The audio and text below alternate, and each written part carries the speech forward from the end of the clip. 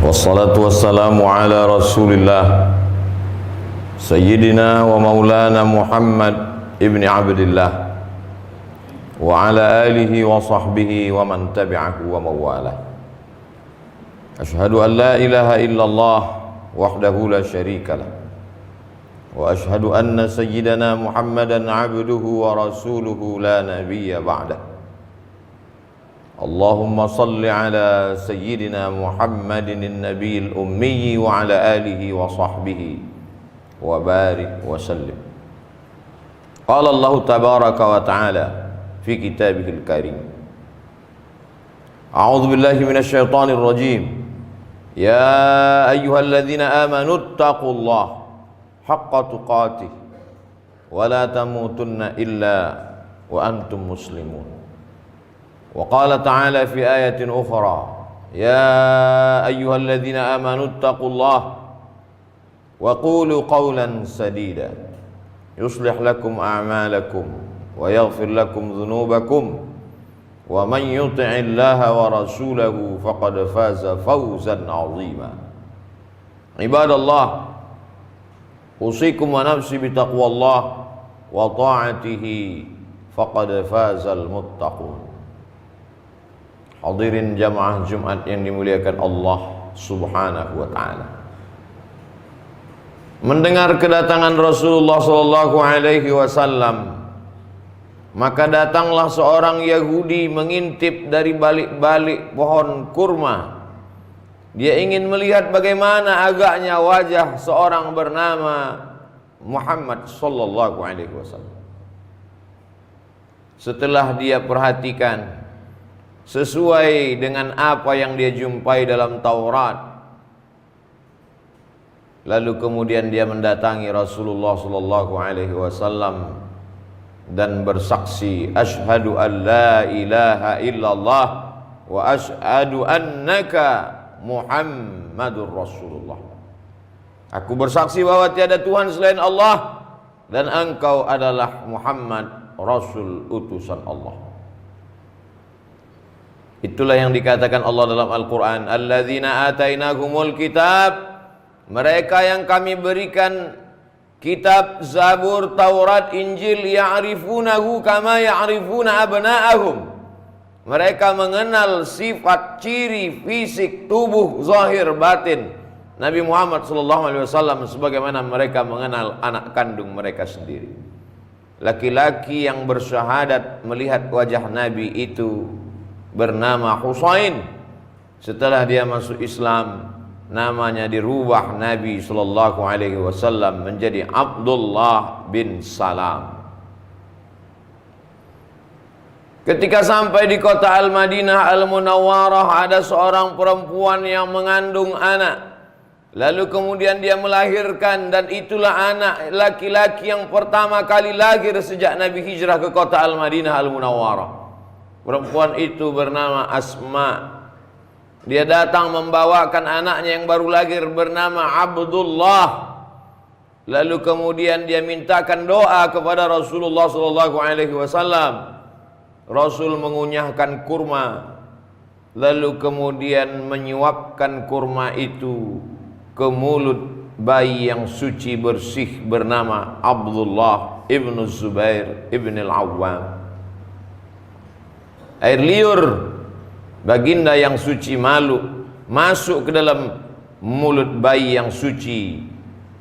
Perbuatan sunnah itu bernama tahnik.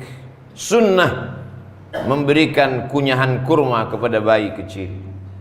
Menurut penelitian di Universitas Ain Shams di Mesir, ternyata bayi-bayi yang baru lahir itu kedinginan. Maka untuk menghangatkan tubuhnya mesti masuk cairan gula. Dari mana Sayyidina wa Maulana Muhammad SAW tahu, padahal dia tidak bisa menulis dan membaca?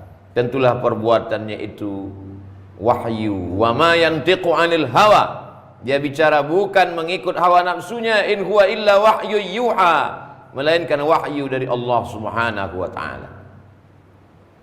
Lalu kemudian datang seorang perempuan. Perempuan itu bernama Ummu Sulaim. Mereka kaya memberikan kebunnya, memberikan tanahnya, memberikan untanya, memberikan kudanya. Sedangkan aku perempuan yang biasa saja ya Rasulullah. Maka aku berikan kepada engkau seorang anak laki-lakiku. Mudah-mudahan dia bisa membantu engkau membawakan air wudhu, menguruskan sendalmu, menyiapkan kainmu. Anak kecil itu bernama Anas bin Malik radhiyallahu anhu. Nabi mendoakan Anas. Apa kata Nabi sallallahu alaihi wasallam? Allahumma akthir amwalahu wa auladahu. Banyakkan anaknya, banyakkan hartanya. Waj'alhu min ahlil jannah. Jadikan dia penghuni surga ya Allah. Anas bin Malik menjadi pelayan membantu kehidupan Nabi sehari-hari. Apa kata Anas? Khadimtun nabiyya 10 sinin. Aku melayani membantu Nabi Muhammad SAW 10 tahun lamanya. Kucium telapak tangannya, atyabu min rihil miski, lebih lembut daripada sutra, lebih harum daripada semerbak kasturi. Begitulah mereka menjumpai Rasulullah sallallahu alaihi wasallam. Datang seorang laki-laki berkulit hitam, budak hamba sahaya, miskin papa, rakyat jelata, tak ada kuasa, daya dan upaya. Didekatinya Rasulullah sallallahu alaihi wasallam. Aku tak punya apa-apa ya Rasulullah. Lalu dia memeluk Nabi Muhammad sallallahu alaihi wasallam. Aku nanti di akhirat tidak yakin bisa dekat dengan engkau, karena aku bukan orang yang bangsawan dengan kekuasaan dan harta. Aku tak punya apa-apa. Lalu dia memeluk Rasulullah sallallahu alaihi wasallam. Kulit hitamku yang legam ingin bersentuhan dengan kulitmu yang mulia ya Rasulullah. Apa kata Rasul? Al-mar'u ma'a man ahab. Orang akan bersama dengan siapa yang dia cintai. Kalau kau cinta kepada aku, maka kau pun akan bersama dengan aku nanti dalam surga Jannatul Firdaus. Begitulah mereka menyambut Nabi Muhammad sallallahu alaihi wasallam. Bahkan ada orang di seberang Nun jauh di sana. Negeri itu bernama Fustat. Seorang laki-laki tidak Islam, namanya Jirjis, gelarnya Muqawqis. Nabi berkirim surat kepadanya. Surat itu dibawa oleh Hatib bin Abi Balta'ah. Masirata syahrin, 1 bulan perjalanan dari kota Madinah, melewati gurun pasir yang panas, melewati Laut Merah. Akhirnya sampailah Hatib menjumpai Jirjis Muqawqis, menyerahkan surat Nabi Muhammad sallallahu alaihi wasallam. Aslim, masuk Islamlah engkau, taslam maka kau akan selamat. Salamun ala man ittaba'al huda. Keselamatan bagi orang yang mengikuti hidayah. Jirjis mencium surat Nabi. Setelah itu dia kirimkan hadiah untuk Rasulullah sallallahu alaihi wasallam. Madu yang paling baik, paling bagus di Mesir adalah asal banha. Dia kirimkan madu itu untuk Rasulullah sallallahu alaihi wasallam. Dia kirimkan bighal, lebih besar daripada keledai, lebih kecil daripada kuda, sebagai tunggangan Rasulullah sallallahu alaihi wasallam. Dia kirimkan kain, karena Mesir produsen tekstil terbaik, maka kain itu dipakai oleh Rasulullah sallallahu alaihi wasallam. Dia kirimkan 2 orang perempuan. Yang pertama bernama Maria Al-Qibtiyah, dan yang kedua bernama Sirin. Maria Al-Qibtiyah melahirkan anak laki-laki Rasulullah SAW bernama Ibrahim, meninggal dalam usia 18 bulan. Walaupun dia tidak Islam, tapi hatinya lembut. Dia tetap memuliakan dan menghormati Rasulullah sallallahu alaihi wasallam. Negeri itu hari ini menjadi negeri yang dibanggakan. Universitas tertua Al-Azhar di tempat orang yang pernah memuliakan, walaupun tak pernah berjumpa. Andai kita berjumpa dengan Rasulullah, apalah agaknya yang kita lakukan? Apakah kita seperti Ummu Sulaim? Apakah kita seperti Asma? Apakah kita seperti budak hamba sahaya yang hitam legam? Apalah agaknya yang kita berikan kepada Rasulullah sallallahu alaihi wasallam? Sengaja kita dibuatnya jauh, sengaja kita dihidupkannya 1400 tahun setelah dia meninggalkan dunia. Apa rahasia di balik itu? Nanti ada orang-orang yang percaya kepadaku, padahal mereka tak pernah melihat aku, padahal mereka tidak pernah berguru langsung kepadaku, mendengar sabdaku, mendengar khutbahku, menjadi makmum dalam solatku, tapi dia percaya kepadaku. Itu sajalah agaknya yang menjadi hiburan buat kita di akhir zaman. Kita tak duduk sama dengan beliau, tapi kita tetap cinta kepadanya. Kita ajarkan anak-anak kita warisannya Al-Quran. Kita bawa anak-anak kita ke tempat yang paling mulia warisannya, masjid. Kita ajarkan di hari Jumat banyak-banyak bersalawat. Allahumma salli ala Sayyidina Muhammad wa ala ali Sayyidina Muhammad.